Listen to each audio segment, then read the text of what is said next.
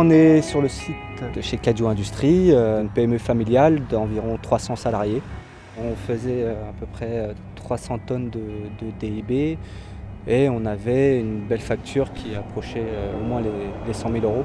Aujourd'hui, donc, on a arrivé à moins de 100 tonnes, donc c'était l'objectif de l'année, arriver à moins de 100 tonnes, et cela malgré la croissance, parce que depuis 4 ans, l'entreprise s'est fortement développée, sachant qu'on fait au total sur le site à peu près 1000 tonnes de déchets.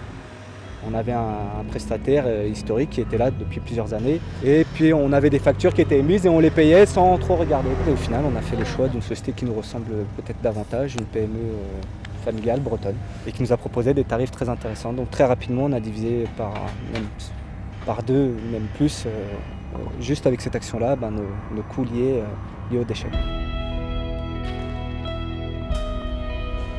L'une des premières actions était de caractériser nos bennes. On entend par caractérisation, c'est-à-dire qu'on ouvre une benne, on la désosse entre guillemets, et on regarde un peu ce qu'il y a dedans. Et donc dans cette benne, on s'est rendu compte qu'il y avait beaucoup de déchets valorisables comme le carton, le plastique, le bois. Donc on a tout de suite entamé un premier travail qui a été de mettre en place une filière de tri sélectif au sein des ateliers sur le plastique et sur le carton. Donc ça a été les 2 premiers gisements qu'on a développés.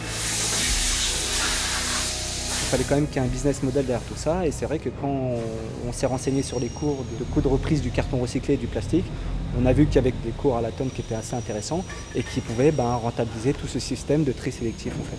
Ça a même permis de créer un emploi tout simplement, où une personne fait sa tournée des ateliers, comme il pourrait faire sa tournée de rapprovisionnement de mine, il fait sa tournée lui de collecte des déchets. Pour nous, ce qui est déchets de production, ça va être des chutes d'aluminium ou de PVC qui sont quand même des matières nobles et qui nécessitent un recyclage et surtout qui ont aussi un bon coût de rachat. Mais maintenant, il faut savoir que la bonne chute, c'est celle qui n'existe pas.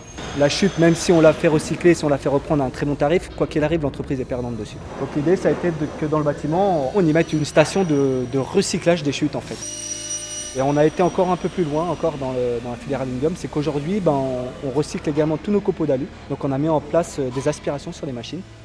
Et l'idée, c'est que la machine travaille, génère ses déchets, mais c'est les déchets qui vont venir payer la machine.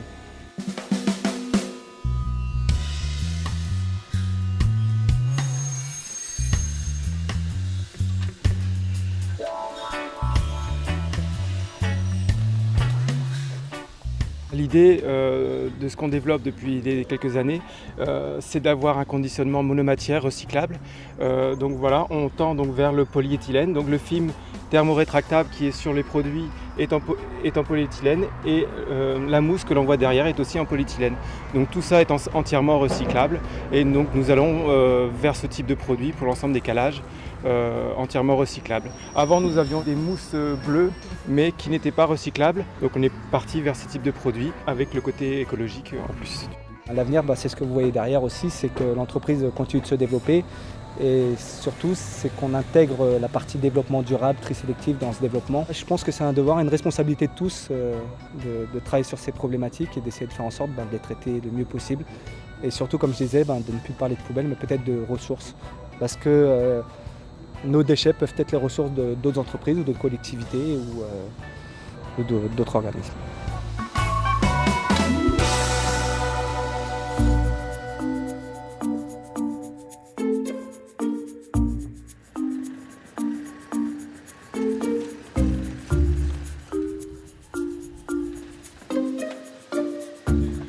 Alors ici, on est dans la salle des déchets du magasin. Donc c'est ici que chaque employé vient trier tout simplement tout ce qu'il génère comme déchets dans la journée. Donc du carton, du plastique, du polystyrène, des déchets alimentaires, donc matières organiques, des produits emballés, des cajots de bois, des palettes perdues, tout un tas de choses, donc même des conserves. La quasi-totalité des employés du magasin sont susceptibles de venir ici, donc ils sont au courant de chaque démarche pour trier chaque produit. On a le DIB, une source de dépenses, c'est tout ce qui n'est pas recyclé. Ça représente environ 17 à 18% de nos déchets au niveau du magasin. On a les déchets alimentaires aussi qui nous coûtent de l'argent, donc les déchets emballés, les déchets non emballés, donc de la matière organique, plus le C3, donc tout ce qui vient de la boucherie et de la poissonnerie. Par contre, tout ce qui est ailleurs est recyclé, donc le carton, le bois, les films plastiques, le polystyrène, les cartouches d'encre aussi que nous ramènent les clients du magasin. et fer à cisailler et le cintre. On est juste devant la presse carton que l'on a acquis en 2008, comme je vous ai dit tout à l'heure. C'est avec cette machine-là qu'on fait donc, le carton et le PET. En fait, on récupère des bouteilles plastiques que nous donnent les clients. On les recycle toutes les 2-3 semaines. On en fait des balles comme vous pouvez le voir ici. Ici, ce sont des balles de cintre alors. Le raisin, c'est pour les poules aussi. Ils sont gâtés. Il manque de mayonnaise un peu, quoi.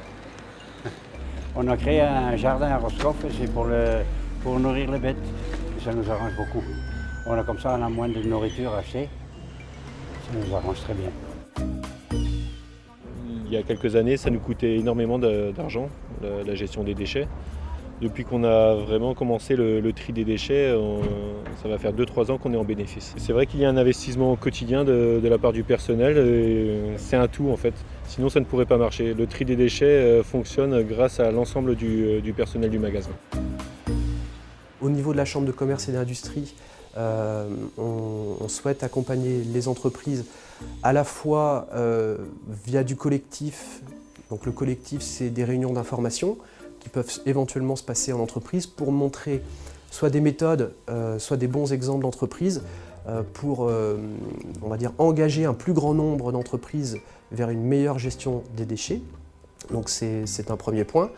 On propose également aux entreprises des pré-diagnostics déchets gratuits afin de faire le point sur leur situation, donc une photo de aujourd'hui comment je gère mes déchets, de leur proposer des indicateurs de suivi de déchets pour qu'ils puissent se fixer des objectifs à court et moyen terme d'amélioration. Et enfin, on oriente aussi les entreprises auprès des financeurs publics, puisqu'il y a des financements publics qui permettent aux entreprises de se faire accompagner par des cabinets d'études spécialisés pour travailler sur tel ou tel type de déchets, ou sur la mise en œuvre d'un système de management des déchets, ou sur le développement de solutions internes avec la mise en place de presses ou de compacteurs au niveau de l'entreprise.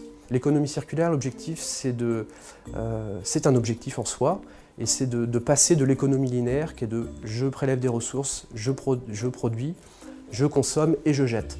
De passer de ce concept-là à un concept où on boucle les circuits des ressources par le biais de l'économie de la fonctionnalité, de l'éco-conception, de la gestion des déchets, d'une meilleure gestion de l'énergie et de l'écologie industrielle.